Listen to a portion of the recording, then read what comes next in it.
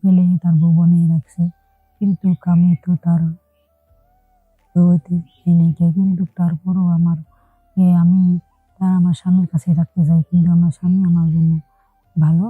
কিন্তু তারপরও আমার স্বামীকে আমি অনেকটাই ভালোবাসি, কিন্তু গ্রামের মাধ্যমে যতটুকু বলেছে, কিন্তু তারপরও আমি তাকে কি বলবো, আর বলার মতো কিছু নাই। কিন্তু গ্রামের মাধ্যমে এতটুকু খারাপ হতে পারে একজনের বউকে নির্যাতন ভাবে তাকে বিয়ে না করে, মানে জোর করে বউ বানিয়ে রাখা। কিন্তু আমরা গরিব, কিন্তু গ্রামের মাধ্যমে কোনো বিচার নাই। কারণ তাকে আমার গ্রামের মাধ্যমে কোনো বিচার নেই তাকে আমার বউ বানিয়ে রাখার জন্য। আর এখন কিছু বলার নাই আমার। তারপরেও আমাকে ভালোবাসার মধ্যে আমার স্বামীকে আমি অনেকটাই ভালোবাসি। কারণ আমার স্বামী আমার কাছে অনেক কিছু। কিন্তু মাতবরের যে এই কামটা করেছে, গ্রামের মাতবর যতটাই খারাপ হতে পারে, কিন্তু আমার ধারণার বাইরে। আপনাদের কাছে আমি বললাম যে এরকম মাতবর যেন আর কোনো গ্রামে না থাকে, আপনারা শুধু ছুটি করবেন। কিন্তু আমার স্বামীর জন্য আমি কি করতে পারি? আমার স্বামীকে আমি অনেকটাই ভালোবাসি। দর্শক, আজ আমি এসেছি পিরোজপুর জেলায় গ্রামে। সেখানে শিউলি তার জীবন কাহিনী বলবে। তার জীবন কাহিনী শোনার জন্য আমি পিরোজপুরে এসেছি। শিউলি, বলো তোমার জীবন কাহিনী, কি ঘটেছিল তোমার জীবনে? হ্যালো ভিউয়ার্স, আমার নাম শিউলি। আমার জীবনে যা ঘটেছে আপনাদের মাঝে তুলে ধরছি। গ্রামের মাতবর আক্তার মেম্বর আমার জামাইকে ফুসলে বিদেশে পাঠিয়ে দেয়। আমাকে বিনা কবুলে তার বউ বানায় রাখে। আমাকে বিনা কবুলে তার বউ বানিয়ে রাখে। কাপড় চোপড় লাগে না, খাওন পরন লাগে না, শুধু রাতে মজা নেই। প্রথম আমার ভালো লাগলো, এখন আর আমার ভালো লাগে না। এখন আর আমার ভালো লাগে না। গ্রামের মাতবর যে এতটাই খারাপ হতে পারে যে কারণ আমার স্বামী কাছে ভালো, আমার স্বামী বিদেশে চলে মিথ্যা কথা বলে বিদেশে পাঠিয়ে দেয় গ্রামের মাতবর।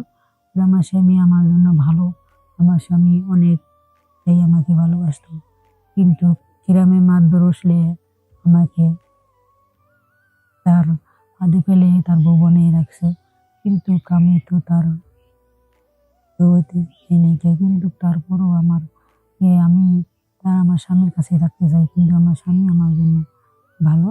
কিন্তু তারপরও আমার স্বামীকে আমি অনেকটাই ভালোবাসি, কিন্তু গ্রামের মাধ্যমে যতটুকু বলেছে, কিন্তু তারপরও আমি তাকে কি বলবো, আর বলার মতো কিছু নাই। কিন্তু গ্রামের মাধ্যমে এতটুকু খারাপ হতে পারে একজনের বউকে নির্যাতন ভাবে তাকে বিয়ে না করে, মানে জোর করে বউ বানিয়ে রাখা। কিন্তু আমরা গরিব, কিন্তু গ্রামের মাধ্যমে কোনো বিচার নাই। কারণ তাকে আমার গ্রামের মাধ্যমে কোনো বিচার নেই তাকে আমার বউ বানিয়ে রাখার জন্য। আর এখন কিছু বলার নাই আমার। তারপরেও আমাকে ভালোবাসার মধ্যে আমার স্বামীকে আমি অনেকটাই ভালোবাসি। কারণ আমার স্বামী আমার কাছে অনেক কিছু। কিন্তু মাতবরের যে এই কামটা করেছে, গ্রামের মাতবর যতটাই খারাপ হতে পারে, কিন্তু আমার ধারণার বাইরে। আপনাদের কাছে আমি বললাম যে এরকম মাতবর যেন আর কোনো গ্রামে না থাকে, আপনারা শুধু ছুটি করবেন। কিন্তু আমার স্বামীর জন্য আমি কি করতে পারি? আমার স্বামীকে আমি অনেকটাই ভালোবাসি। কারণ মাতবর তো আমার স্বামীকে ফুসলাই বিদেশে পাঠাই দেওয়ার পরে, কিন্তু এখন আমার তো আর কিছু করার থাকে না। কারণ আমার স্বামী আমার জন্য অনেক কিছু, আমার শরীর আমার জন্য বেস্ট। কারণ আমি তার কি করার আছে। এখন তো মনে করেন গ্রামের মাতবর যতটুকু খারাপ হইতে পারে, তার মতন কি আর বলবো, আর বলার মতন ভাষা আমার কাছে নাই। গ্রামের মাতবর এতটাই খারাপ হইতে পারে যে অন্য জনের বউকে সে এরকম নির্যাতন করতে পারে, এরকম মাতবর যেন আর কোনো এই এলাকায় না থাকে। আপনাদের কাছে এটা আমার রইল। আর এইভাবে আর কোনো কিছু কি বলবো, আর বলার মতন ভাষা আমার কাছে নাই। আমি যে কি বলতে পারি, মানে আমার মন থেকে কোনো কিছু আসতেছে না।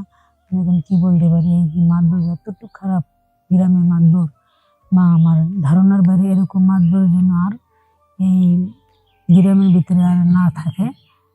আপনি এরকম খারাপ মাতবর যেন না থাকে আর গ্রামের ভিতরে, যে আপনারা বিচার করবেন। কারণ আমার স্বামীকে আমি যথেষ্ট পরিমাণ শ্রদ্ধা সম্মান করি। সে আমাকে অনেকটাই ভালোবাসে। আমি তাকে ভালোবাসার প্রতি আমার এরকম আগ্রহ নাই। কারণ কি বলবার, কিছু বলার থাকে না। কারণ মাতবরকে এতটুকু আহ মাতবরকে এতটুকু খারাপ হতে পারে, তা আমার কিছু কি বলবার, বলার মতন আমার মন থেকে আসতেছে না।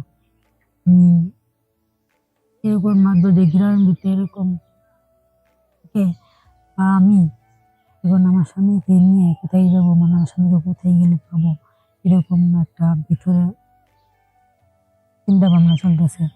যে মাতবর যতটুকু খারাপ হতে পারে এলাকার ভিতরে এরকম, তাই আম, আমার মাথায় কিনে ফেলতেছে না, আমি কি করতে পারি এখন। যে মাতবর গ্রামের ভিতরে এরকম খারাপ, বা খারাপ নজরে, বা একটা গরিবের বুকে, বা এরকম খারাপ দৃষ্টিকে দেখে এরকম মাতবর যেন আপনাদের এলাকার ভিতরে আর না থাকে। আপনি নিজের কাছে এটাই আমার প্রশ্ন রইল বা অনুরোধ রইল, এরকম মাতবর যেন আর কোনো কোনো এলাকায় যেন না থাকে। আপনাদের কাছে অনুরোধ বা আপনার কাছে প্রশ্ন রইল।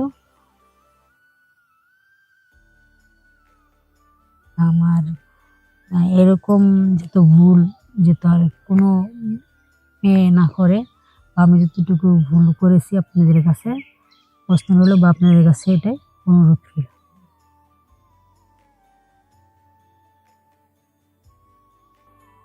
প্রিয় ভিউয়ার্স, ওর গল্পটা শুনে যদি তাহলে আমাদের এই চ্যানেলটাকে সাবস্ক্রাইব করুন, কমেন্ট করুন, বেশি বেশি করে শেয়ার করবেন। আশা করি আবারও আমরা কোনো নতুন গল্প নিয়ে অন্য কোথাও আপনাদের সাথে আবার দেখা হবে। এই কথা বলে বিদায় নিচ্ছি। আল্লাহ হাফিজ।